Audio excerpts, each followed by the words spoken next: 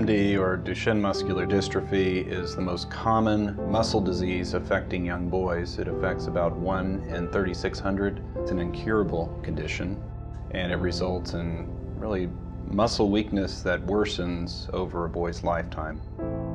Typically, boys lose their ability to walk around age 12. As boys go through adolescence, they have usually additional complications related to their lung or pulmonary health, as well as, more often than not, will develop cardiac disease, heart disease, and unfortunately most boys will pass away in their 20s from complications such as pneumonia or heart failure.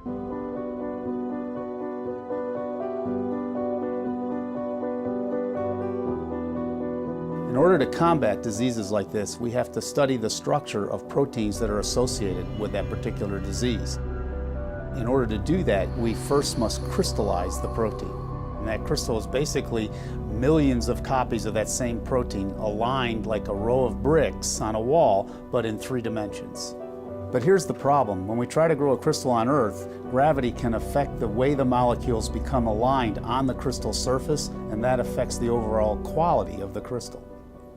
The ideal environment to grow a more perfect crystal would be a lab that we could have up in space orbiting the globe so that we are free of Earth's gravity. Luckily, we have one of those with the International Space Station. Since 2003, the Japan Aerospace Exploration Agency has conducted more than 16 sessions of the protein crystal growth experiments on board the International Space Station. In microgravity, the crystals grow much more slowly, but the molecules have more time to get perfectly arranged on the surface of the crystal, and that gives us much better data.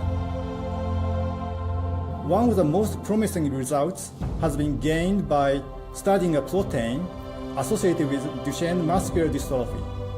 Studying this protein led to a huge discovery. Like a key fitting into a keyhole, we are able to design a drug that perfectly binds to this protein. By knowing the shape of that keyhole, we can tailor-make a drug to fit into a specific location of the protein. What this means is we may be able to slow the disease by half.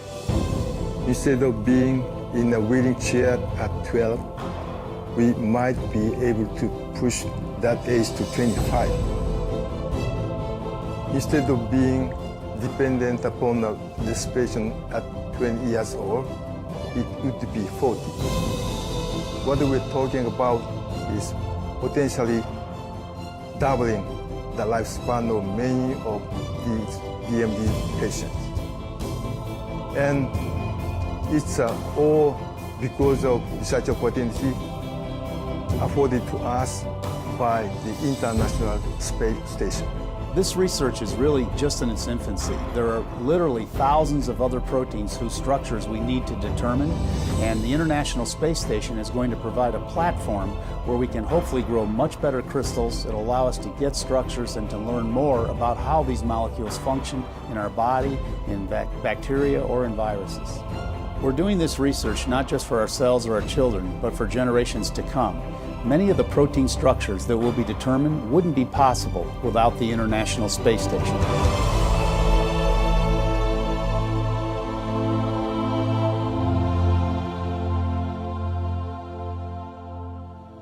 I'm hoping that those trials will be successful, that they will tell us, yes, there is a way that we can keep these boys stronger for a longer period of time, that we can help their heart and pulmonary function, and that they can live longer, that they can grow up and go to school and do the things that we all want our children to do.